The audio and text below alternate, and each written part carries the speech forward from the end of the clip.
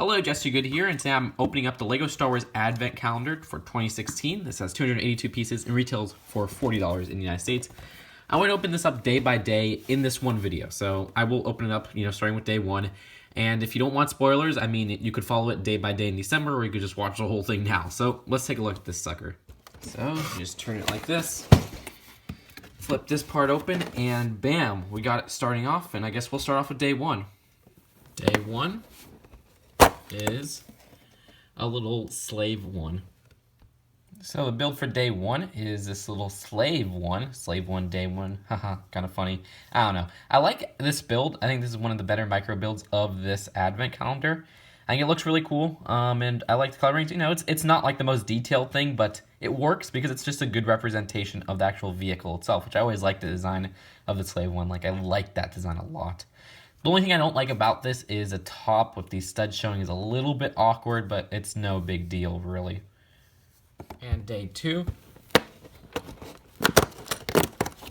is a Bespin guard, which is actually really neat. Here is a Bespin guard. I always liked this minifigure, and he only came in the Slave 1 set, which was a UCS set. So it's really cool to actually get him in a cheap way with this new updated 2015 version. I like the small little cap, and I like the printing on his torso. His face print isn't really anything too interesting.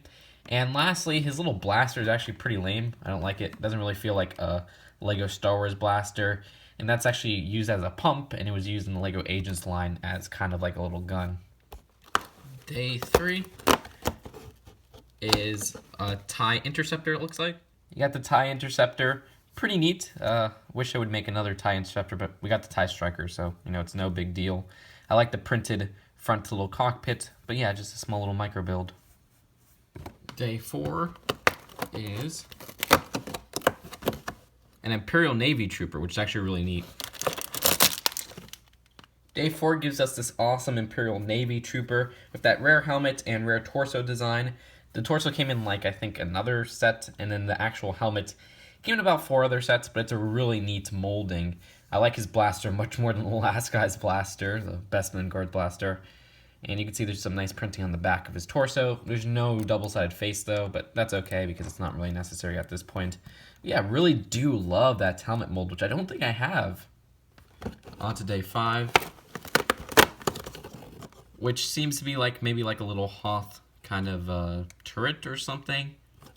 So here's the Hoth Rebel base turret, which of course you could spin around, just like this. And that's all nice, but it's just not really an iconic scene or an iconic, of course the Battle of Hoth is iconic, but this particular location isn't really that iconic. They didn't make it into a $25 set from earlier this year, so I guess it's made to coincide with that. Day six, a Snow Trooper. So here's the Imperial Snow Trooper included, like that little face mask, and you can see there's some nice printing on his torso, and underneath he just has the angry clone face, as we call it, even though I know these weren't clones. Also, he has this nice little backpack, which has a nice little printed 1x1 tile. And you can see the back of his torso has some nice printing on it as well, which kind of matches what is on the little tile. And if you remove his face little mask, you can see he just has no printing on the back of there. Day seven, a nice little, oh, that's actually really clever. It's a little snowman kind of a snow trooper. That's really neat. Here is the little snowman, I don't even know, snowman trooper or something like that. I love this ATST helmet use in white, which I think this is the first time we're ever getting that in white, which is actually really cool and useful. And it makes this, kind of exclusive in that aspect. And you even get a little stud shooter. I think that's really neat. I also like how they use the little bowl piece right there, which works really well. So that's it for this little build. Day eight is, I'm not even sure what this one is. So here's the turret build. It's nothing, too amazing. I actually put the little snow trooper to hold on to it. It's just something you could kind of add to your Battle of Hoth scene. But yeah, just a cute little build. Day nine is a Rebel Snow Trooper. Here is the Rebel Hoth Trooper. Just keeping up with the Hoth theme, you can see he has some nice kind of printing on his torso. His face print's also a very uncommon one because that's the print for that Rebels, I think he was in the big Rebel set, and then he was in the Imperial Shuttle set. Also, you got some nice printing on the back of his torso. No back head printing, just take my word for it. But his helmet mold's really cool, so you really don't need to remove his helmet at all. As you can see, there's actually clips for the glasses on the top, or the goggles on the top, and then you also got it for the goggles on the bottom, which it's a little bit hard to remove the goggles, but once you put it right there, you can see it fits on pretty well and looks really nice.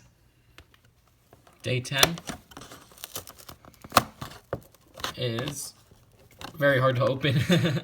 It's a Republic attack cruiser. I was going to say that, but I was like, okay, I gotta make sure, because that ship is really not my forte, but yeah, the Republic attack cruiser. Here's a Republic attack cruiser. Not a bad miniature build at all. And you got these nice little thrusters on the back, a nice red line. It kind of captures the vehicle quite well for the minimal pieces it uses.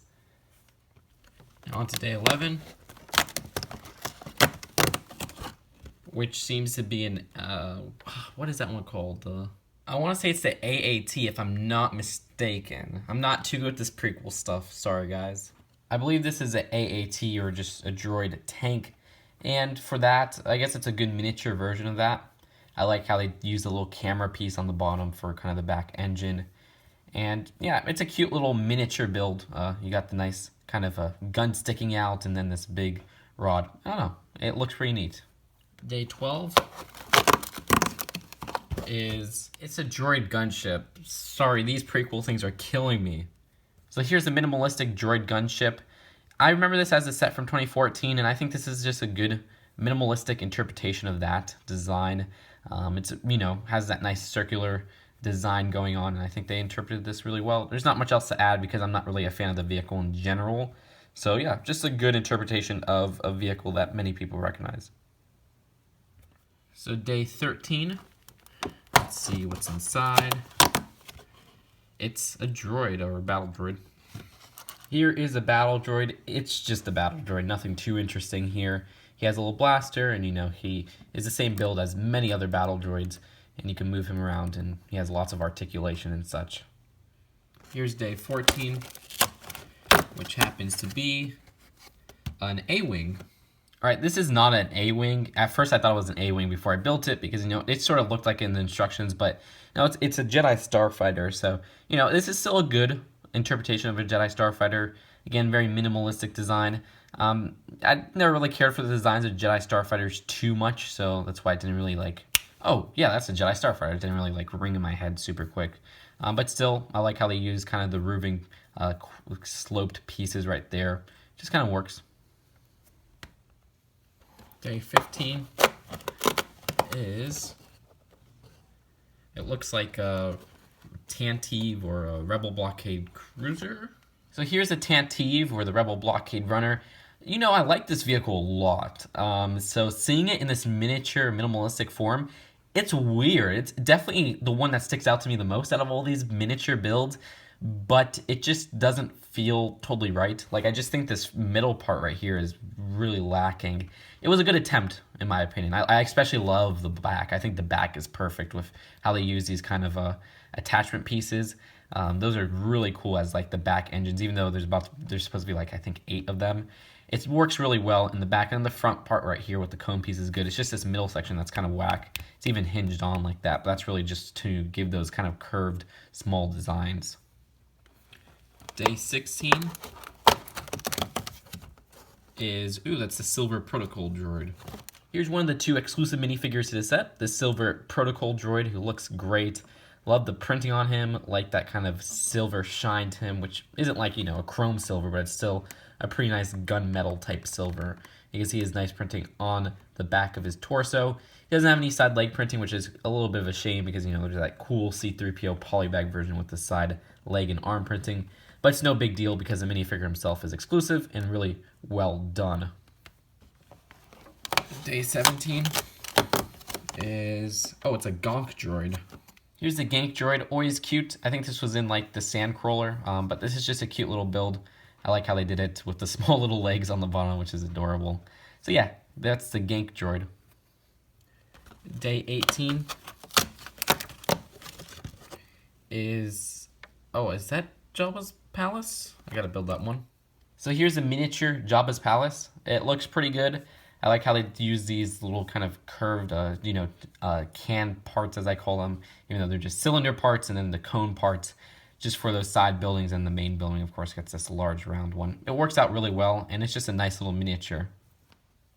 Day 19 is Luke Skywalker. Here's the Return of the Jedi Luke, which of course comes with his lightsaber, which is always nice to get. But this version only comes in 2 other sets, so I really like how this came out because, that's a hard to find minifigure. I mean, this whole set of Advent little gifts are just hard to find minifigures and then small little micro builds, so I like that. I like the printing on the front of his torso as well as the back, and of course you do got a happy face on this side right here. But yeah, he only came in the Death Star, which is a UCS set, very expensive, and then the final dual set, which was about $70. So very good deal with this. Day 20 is, it seems like maybe a little speeder bike, or no, that's like Desert Skiff, of course. Here's the Desert Skiff. It took me a little second to recognize it, as you guys saw. But I was like, oh yeah, this is a Desert Skiff, and it is a good representation of the Desert Skiff. The back may be a little bit too big for the miniature scale, but they're trying to use as minimal pieces as possible. So I think it works out pretty well, and I like how they use the little L shape for that kind of I always called it the plank part right there. Day 21 is a Stormtrooper. Here is a Stormtrooper. It's a original trilogy Stormtrooper, which they had the same thing, I think, in the 2014 one, but that's no biggie because, original trilogy Stormtroopers are very, very valuable. That's very nostalgic to a lot of people, and it's like the quintessential army builder. So I'm glad it came in here. I'm glad to get an extra one because they are still a little bit hard to get. Next year they come out in a battle pack, which makes them pretty easy, but even then, it's always use extras. And you can see his printing underneath is just kind of an angry clone face, as we call them, even though, yes, I know, it's not a clone. And you also got that nice blaster right there. Day 22 is the Imperial Shuttle. So for the Imperial Shuttle, looks good from the top, gets a little bit lame once you look at the bottom. I think this is just a little bit too thin. I like the front kind of cockpit area and the back using this nice 1x2 tile and the wings and everything. That works good, but it's just that middle section just looks a little bit lame on the middle bottom part. Day 23 is, it looks like maybe a little sled for a Hoth or something like that. And for the Hoth sled, of course you could fit a minifigure on there, so we're just going to put the Bespin guard.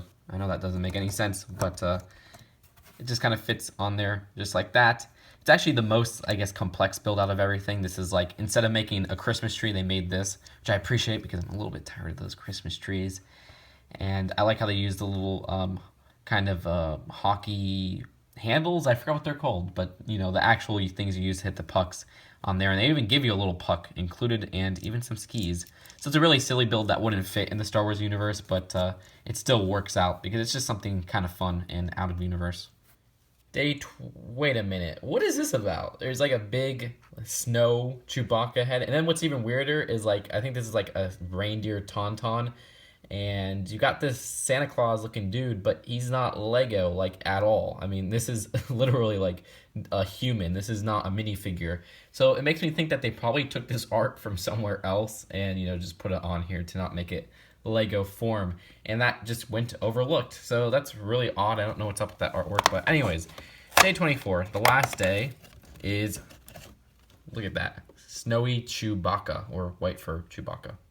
Oh, I love the snowy Chewbacca or white fur Chewbacca, whatever you want to call it. It's really festive because it has that little nice kind of red and green coloring for festivities, and then you got that nice kind of printing on his face and everything. And it even comes with a bowcaster, which, was a big deal when it came out in 2015 for the Force Awakens sets. You see there's even some printing on the back of his torso, which is really neat. Of course, that kind of whole head mold is connected to the body, and it just kind of overlaps a plain white body. So yeah, very nice looking minifigure. And that's it for the set. So we'll go on to the final verdict since we already kind of take a look at the box. So here is everything put together, just kind of customly put together. I don't know, they have a little bit of Tatooine here. I would assume this is Hoth right here.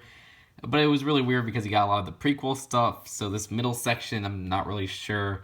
And then you got some space stuff that you would only really find in space. So it's kind of a mess to put everything all together. Heck, I don't know why this Hoth thing's right here. Either way, that's just how I organized it. I mean, you could organize it any way you would like.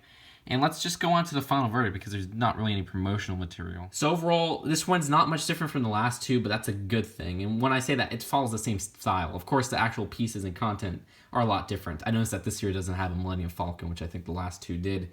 Now, I love how they did the same style where, you know, let's put some UCS minifigures in here or some hard-to-find minifigures from more expensive sets in this cheaper $40 set. That style works perfectly. Then, of course, you got those nice little miniature builds, which some could be kind of bad, let's be honest, but some are great. And then, for the most part, most of them are just kind of decent.